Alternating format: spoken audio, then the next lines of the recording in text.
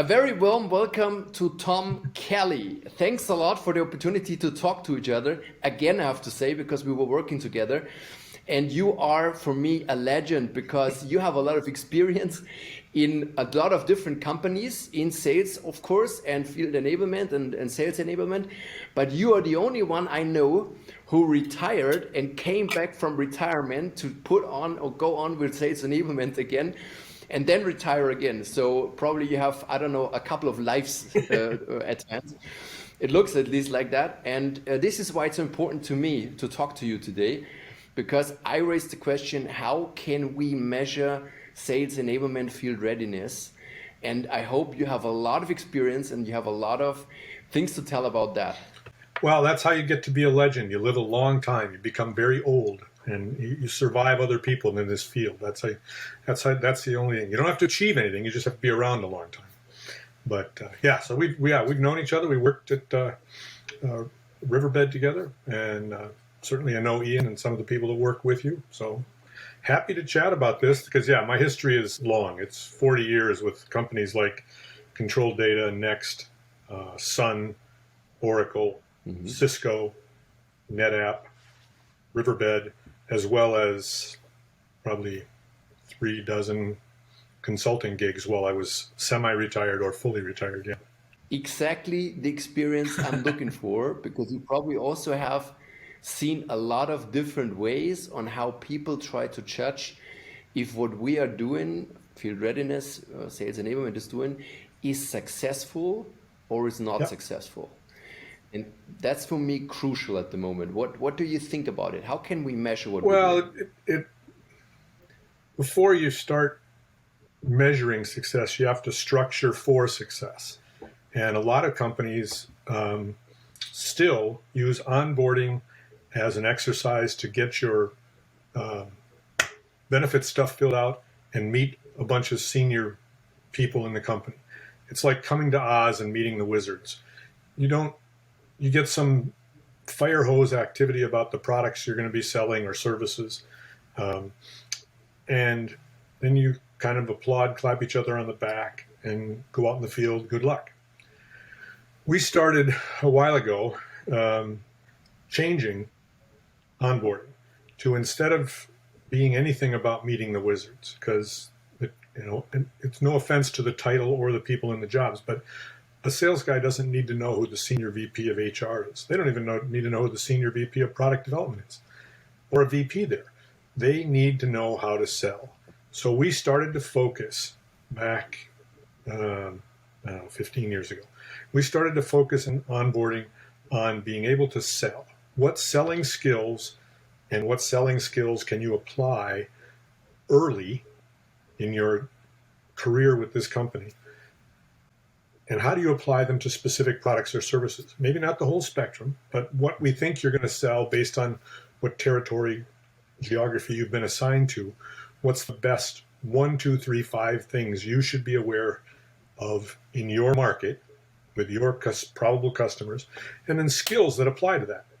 And so it varies from every company and every geography what those products are. But the skills are mostly the same. You have to have a sales methodology, a sales terminology, and it really is that semantics matter. We want people using similar words to mean similar things. If you and I are selling in the same company to different clients, if we use different words to mean the same thing, or the same words to mean different things, we can't communicate with each other. So we need some kind of language that applies within our company, especially within our company, but at the very least within our geography, to be able to say the same things to different customers and be able to communicate back and forth. So we start with, selling skills, specific products or services, and then language. And we want people, during that onboarding, people start practicing those things. By the time they leave, they are confident that they can go to a customer and talk to them as if they'd been in the company for 6 months or a year. They don't have to feel like a new person. And most new hires end up doing a solo presentation way earlier than they did 5, 10, 15, 20 years ago. I mean, I remember, and this is way back, IBM used to drop you into sales training and you were gone for 9 or 10 or 12 months before you popped out and saw your first customer. Now, we've been long past that experience, but getting people to make their first presentation solo within the first week of being in the field is not unusual. It's terrifying unless you've been onboarded well. Whether you've been prepped online to reinforce that live onboarding, but you need that common framework, that structure, and that language to be able to go out and do that. And that's how you know, that's how you measure whether somebody is ready to start. You don't know about success yet, but you at least know that they're ready to start. They have a common framework. Because they have the tools. They have the right tools and the right mindset and the right language to go out and sell your product the way you want them to sell it. Because that's, I mean, you have to start with basics. But that's still something that is, you can't put it in numbers. This is something, it's quality content. It's really not looking at a number like pipeline generation or win-loss rate or whatever. It's really let's say You're judging saying, the individuals. You're determining, and usually that's related specifically to your sales enablement people, whether they're walking out of onboarding to the field ready. And you want them to start in the same place. So I liken it to tennis. Everybody knows tennis players, and we've all heard of famous tennis players.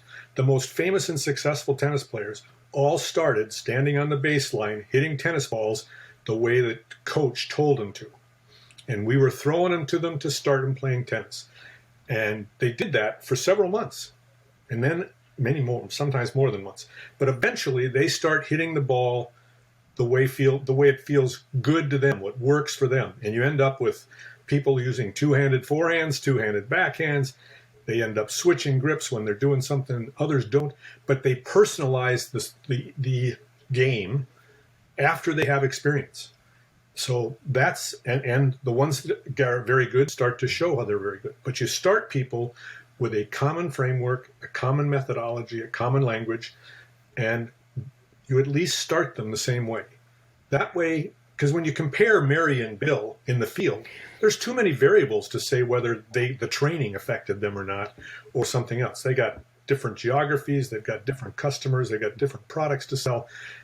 That part of comparison is kind of hard to do because there's too many variables. So you start people all at the same place, and then your manager becomes the person who measures and coaches them to success.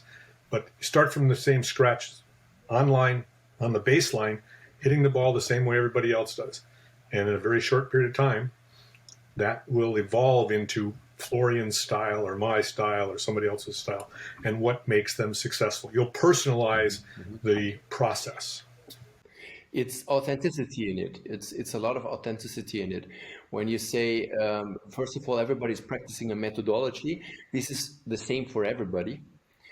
But later on, they practice more and more and find their own style about it, how they will perform doing the demos, doing the conversations, negotiations, objection handling, and all that stuff.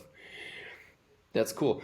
But still the question, if I'm the manager and I don't know, you take over somebody for onboarding and then you hand him over to me and say like, he's ready to go.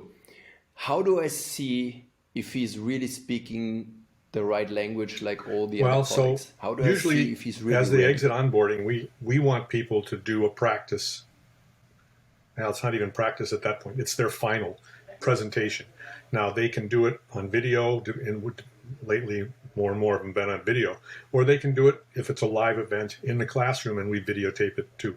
So we can provide that to the manager saying, here's how they worked come out of class.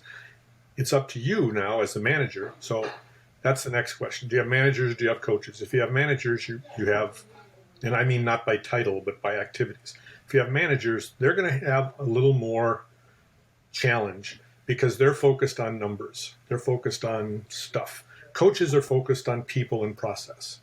And so if you've got, regardless of what you've got, they've got something to start with. They have a presentation. So they're going to probably go on the first, they're going to want them to present to them in person, or they're going to go on the first sales call with them, either in person or online. And they're going to have a series of things they look for. There'll be language. There'll be skill, obvious skill development. There'll be how they approach the customers. One of the early ones, when you're new, is hard, is how much does the new sales guy listen? Because when you're new, you're trying to spout out all the stuff you know, and you're not listening. Shut up. Listen. The best tools you have came with you at birth. They're on either side of your head. So how much are they listening versus talking? And how many questions are they asking rather than answering? Because you know this, we've said this many times a few years ago. The person asking the question controls the conversation. And the salesperson wants to control the conversation without being heavy-handed about it. But when asked a question, you can turn that question around. We call reversing, you know this stuff. And you can reverse and ask a better question and get focused back where you want to go as a salesperson. So are they using the skills? They're checkboxing the skills they have. Go ahead. And find out why somebody raised the question. That's very important. So the one talking most is not automatically the one leading the conversation. That's the main message out of it. And this is maybe one measurement to see like how much speaking time, talking time does somebody have. Is he really dominating the whole conversation, or is he really able to listen to the other one and let the other one speak, so that he's getting a lot of information out of so out it of is a that single that's and I separate think that's conversation. especially with new people, because as you get more experienced, you start to learn that and do that innately. I think, like you're doing with me, you ask a question and sit there and shut up. Great, you're in charge. But as you get more experienced, you do that more and more naturally, because you become comfortable with your knowledge of the process, the skills, and even the customers. But when you're new, it's harder. You're still trying to impress people. You're trying to cover up what you don't know by talking about what you do know. And when people ask questions, one of our best answers as a new person is, that's a really good question. I don't know that one. I don't know the answer to that one. I'll get back to you with that shortly. It's hard as a new salesperson, especially with your boss listening or sitting in the room, to say, I don't know. But it's a huge power weapon about how you build trust and authenticity.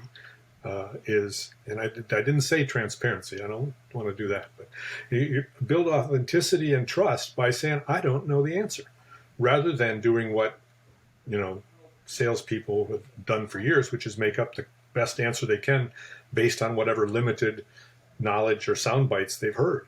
It's better for your relationship with the client to say, I don't know the answer to that one. I'll get back to you. You need to be brave to do that. You need to be brave to say, I don't know it. But this is one thing you should learn as a sales guy. It's not about talking. It's about listening, and being professional sometimes is taken in the wrong direction, because being professional sometimes is talking about features, about software, about industry facts. How good am I in financial? How good am I in automotive and all that stuff? But if you're a professional sales, you're professional in leading a conversation in a way that you can see exactly if you are or it's your point. Some synergies. It's also how you figure out. It's the primary tool in discovery. You got a lead, otherwise you wouldn't have called these guys. But it's a pretty generic lead in all likelihood. It's not very specific, and it might even be wrong. But unless you're doing discovery in that first call, in that first conversation, by listening, by asking better questions, by responding with confidence-building, trust-building answers, you're not going to have a very successful experience. I don't think, at least in the beginning. I got coached a lot in my lifetime, and there have been coaches, only coaches specialized on that, and there has been, of course, management. So my direct boss coaching me when I was a sales. there is always a completely different pressure on somebody who is observed. Is it completely different if it's a coach who is out of the business, whom I can trust and say whatever I want because it will stay between the both of us, and to my manager who is maybe having the same situation that everything we say is between of us, but still he's manager, so still he will judge on other things like, for example, facts and figures. What is the win rate? How much target did he achieve in the last quarter? Things like that. What do you think? Is it good if management and coaching is in the same position? Is it something that is necessary, or is it something that makes it I think it harder? depends on the person in the role. There's a lot of people that are good managers, and when you manage resources. That might be time, people, money, appointments. There's all kinds of things you manage when you're managing. When you're coaching individuals and you're leading teams. So if you're a manager coach, with great frequency, even if you say coach manager, they manage more than they coach because it's easier. It's easier to deal with the numbers and the papers and the spreadsheets than it is with individual people. So I think we've grown a lot of good managers, and we haven't grown until the last 3, 4, 5 years, started to pay attention to sales coaches in the role of management. I think we should be building and training managers to be coaches and to know how to do the same thing. You became a manager because you were good at sales for the most part. Now you're in management and you're not selling anymore in your own mind. But if you think about it, you really are. You're selling ideas, skills, and success. You're selling success to individuals. And if they understand that, and you understand that, then you're selling still. You can still trust your same skill set. You ask questions, you do discovery, you fulfill the need, you help people understand how to solve their problem. That's what you did as a sales guy. Only in the end, you got money and a signature. Here, somebody else gets the money and the signature, and you shine a spotlight on them and say, look what my guys are doing. My guys, my gals, these people are being successful because I'm a better salesperson. I'm selling ideas and success. And if we can get sales managers to understand that, they'll gravitate toward coaching instead of gravitating toward being the hero of jumping in and saving an account that some normal salesperson that isn't them doesn't look like they're going to close. How to react as a manager if I now can see somebody's not having the real performance? There's something wrong in the process he's doing, in the sales process or sales cycle he's going on or he's going through. How do I go on with somebody where I see there is a lack of professionality, a lack of numbers? Like, I don't know, there have been a lot of numbers I got to know in the past, like call time, number of calls, win ratio, and all that stuff. And every period of time, and in every company it was different. They tried to measure us based on numbers. And I just noted the example when they started to measure us on call time, people started to call their family, their relatives, just to get the call time. So it's probably for a manager in this case, if he's just focusing on those numbers, hard to figure out what's wrong with somebody who is not making the target. What is the reason for it? How can I go on? How can I do that as a manager? Ask. You have to go on sales calls. You have to participate in the event anonymously. I mean, you go to the online, or you listen online. Even if they're in person, you listen online, or you go and sit in. But you don't get to talk. This is also hard for a salesperson who's become a manager, is to not talk and save the situation. They sit in the back of the room and they just observe. The most important thing a sales manager can do is observe without interacting. Yes, to your point, the salesperson is more conscious when the manager's in the room or on the line listening. They absolutely are. But if you do that 2 or 3 times, people get over it. It's just like having a video camera on. People have gotten used to Zoom. I used to have employees that couldn't talk in front of a video camera. I mean, they couldn't present without an audience. And people have gotten used to the idea of a video camera being innocuous. They don't even notice it anymore. And so it is the same with people and their managers. They'll get used to it if you start them out right away. First week, first sales call, second sales call, fourth sales call. Whatever rhythm works for you and your person, you go more often and people get used to you being there and being quiet. And then you give them feedback when they're done and outside. But, at some point, one of the hardest jobs you have is deciding who am I going to invest my coaching manager time in, the company time and money in, and who's not. And if you've got, 10 people and 2 of them are extraordinary and 5 of them are kind of in the middle and 1 of them is just below the middle and 2 are at the bottom, our tendency as human beings very often is to invest all of our time bringing number 1 and 2 up from the bottom and get them to the middle. And I know this because I've done that. I've done that with some frequency, but it isn't the right answer. The right answer is you have to cut the bottom loose. You're going to see the most improvement in the middle, and maybe the one person who's just below middle. You've got the most to gain as a company, as a coach, as a manager, by investing in the people in the middle. People at the top have already learned it. They're experts. You use them as examples. They present to you, to your team, as examples. They explain their successes because you don't want 2 best sales guys. You want 10. You want 10 guys, and guys is gender neutral. I apologize to all. I'm an old person. Guys is gender neutral. Everybody's a guy. But you want 10 people all in the top tier. That's the worst the best problem a company can have is sending too many people to President's Club. Or whatever your top qualifiers are. So you don't get your bottoms to the top. You get your middles to the top, but the best you can hope for from bottom performers, if they're consistently that way and didn't just have a family crisis or something, is you just have to let them go. And the best investment is from the middle up. And it's a really hard road to go down, but it's necessary. It's why they pay you the medium bucks as a manager. But we're always coming back Yep. to really individual observation. I think this is the big deal. This is the thing. This is why we are here, to do all those observations. Not only for management can do that, but also we as coaches and who are doing the onboarding, for example, can do that. And by doing this observation, we can handle and maybe give some hints and brainstorms and ideas on how to improve special skills, special things, negotiations, objection handling, and all of this stuff. This is all things we can practice with the people Yeah. when we see that there's a lack of it, There's an approach, and I just, for the final question, I want to have a kind of your point of view on that. There's an approach to say, here are my 10% high performers. I just look at what they are doing and then I copy and paste it to all the others.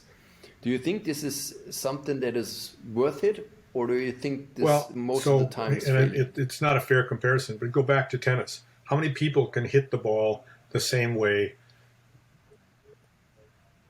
I don't know. Andre Agassi did. How many people can hit the ball the same way Pete Sampras did? Or, nobody can. That's why they're the best. So their skills and the way they interpret those basic skills are different than how I will, you will, or anybody else.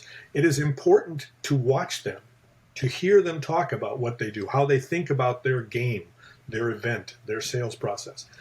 What they do to overcome, and then what you do if you're introspective and interested in success is you personalize that and you turn it sideways so it fits your personality, your skill set, your knowledge. If you're a kind of an introverted salesperson, not necessarily a normal combination, or a highly external extroverted one, you can't do the same thing as somebody else. And it's true of a lot of the things that successful people do. Successful managers, there's no one way to manage or coach. You can watch other managers and coaches and you can learn how they did something, but you won't do it the same way. You can try and do it the same way, but it probably won't work as well for you as them. So I think that having experts as coaches or as top salespeople talk to your team, talk to you as managers and coaches. and share with you what they do and how they do it, you glean from that and you twist it to fit yourself, and then you go on. We're always coming back to the one thing, and this is authenticity. Something you cannot measure by numbers, but we can measure by a feeling. And if somebody simply explains the pitch of the company to you, you get a feeling on, yes, do I believe him, do I not believe? How good is he? Can he use all the awareness, the attention span he's getting or not? All that stuff. And I think that's a really, really good advice on this stage, to say, like, it's an individual level. There are tennis players that are amazing in a special situation. The others are amazing in this situation. And the all-over winners maybe have some things in common, but still they are completely different. And this is why a tennis match is so interesting to everybody, because you never know what's happening. Where they're similar is in their head, how they're thinking about observe what they need to do, and then they differ on execution, how they do it, how they actually implement that idea and make it come to fruition. And that's the true of the sales force. It's true of managers. It's we aren't. There isn't just one skill set for managing. There isn't much. There's not just That's why there's 100 leadership classes out there. Is that there's many different ways to lead, to coach, to sell, and you have to find people who can learn, adapt, and grow within the role. That's your job as a coach and a sales manager, partially to hit your numbers and be successful on that. Exactly. And that's the easy way. And everybody is a completely different learning type, and it learns in a completely different way. So maybe also needs different coaches, different managers to grow or not to grow. It's great if you have if you can, as a company, you can afford separate coaches who aren't managers, who are independent of the system, so that they aren't, as you as a sales guy, isn't being judged by me as a coach. But a lot of companies can't afford that and can't invest in it, because can you put a coach in New York that can help a person time-wise in Oklahoma, Sweden, and Japan, much less language problems. So how many coaches do you need for a big sales force? You can have a coach or coaches who focus on managers, but it's hard to have enough coaches to also focus on a large sales force. This aligns absolutely to my experience, because when I was working at Oracle, we had a lot of different varieties of coachings, methodologies, but also coaches with the same methodology, but different people behind it. And I by myself had my specialist, the one I focused on, because the way he gave me feedback was so different to all the others. They gave me the same feedback, but in a completely different way. And this was the way I was learning. This was the way I was able to consume and get the critics and the feedbacks to develop myself. It's one of the hardest lessons for a manager, especially a new manager, to learn, is that to treat everybody the same, to treat everybody equally, you have to treat them all differently. You have to treat them the way they need, not necessarily want, but need to be treated. The silly example is, I want to reward 4 people. I give them all chocolate ice cream. Well, one of them is lactose intolerant. One of them is allergic to chocolate. The other one doesn't like cold food. And somebody else is thrilled because they're going to give it to their kid when they get home. Nobody really got rewarded because I didn't know what people needed. And nobody got motivated by it because they didn't want that reward. And unless we know who the individuals are on our team, giving them all reward points to go get a pen or a plaque or something, or you give them cash. I was one of those guys. I would rather have time off than cash, and give me a day off as opposed to some bucket of money. Now, there's enough money sometimes to say, no, I'll take the money, but mostly they don't want to give you that. Give you a little bit of money. I'd rather have, so what motivates me is different than what motivates you, maybe. And so if we as managers and coaches don't know that, and we rely on all the numbers that are coming out of Salesforce.com or whatever other customer interface we use to track numbers, we don't have a clue of who's working for us. We know them by name. We might know they have a family. We might know they have kids. We probably don't know how many or if they're well or sick. Do we need to know all that? Not for all of them, not for everybody. But we have to know something. We have to know enough about everybody to know what works with them. like you said. I mean, I went through as a younger guy 3 or 4 different coaches, and in every instance, we all agreed I was uncoachable. it's I'm introspective and I'm willing to learn, but I'm a work in progress, and it's my work and my progress. Leave me alone. And then there was a couple of managers who got through to me and made a difference, but they did it under the guise of being my boss, not my coach, and they found a way, and I don't even know how they did it, to make me listen to them more than I listened to other people, and it made a huge difference. But they took the time to figure out me, and I have to tell you, that's not an easy task, but but they did. Yeah. Well, Not only for you, not only for you. It's also I experienced this for myself too. But at the end, it's always the same. People buy from people, and people sell to people. It's the trust level behind. And if you have one of those levels, then this relationship can grow, and everybody can yep. learn from the other one. Yeah, I did not only learn from management or coachings. I learned also from customers, from people, from colleagues. And there's a lot I grabbed on YouTube, on podcasts or whatever, where I say this, like you said, this Yes. is getting through to me. And this is really developing myself, because I took it as development, but it has to be Right. in the It has right to be manner, your of truth. course. It has to be your truth, and your truth is different than mine.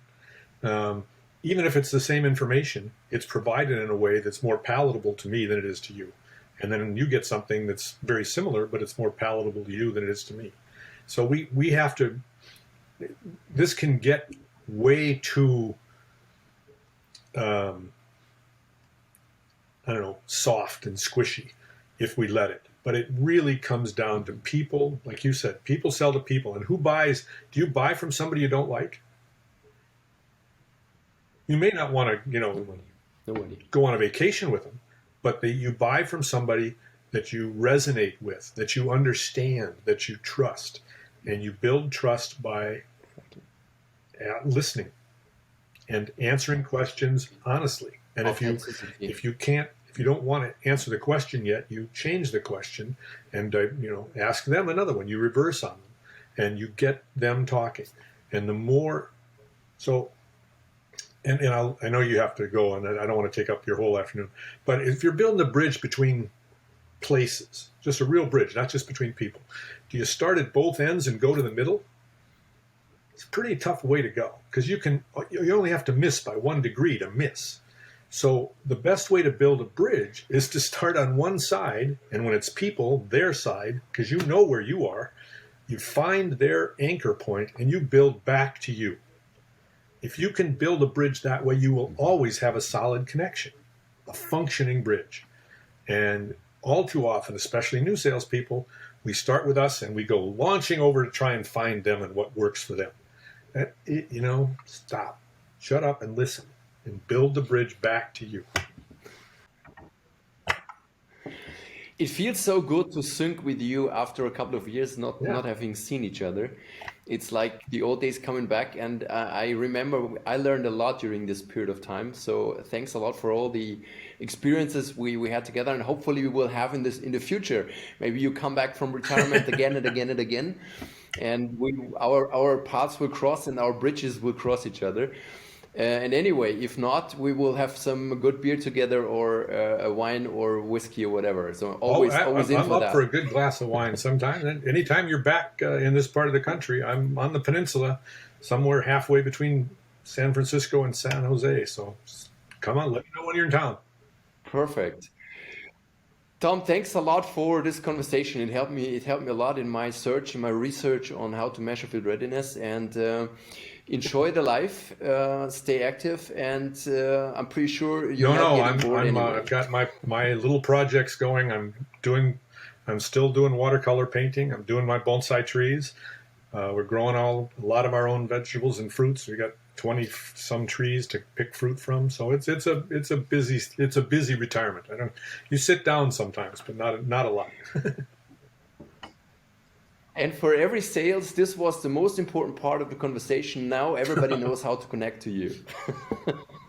All right, my Tom, friend. You thanks a take lot. care. Say hi to the guys and gals, and we'll be in touch.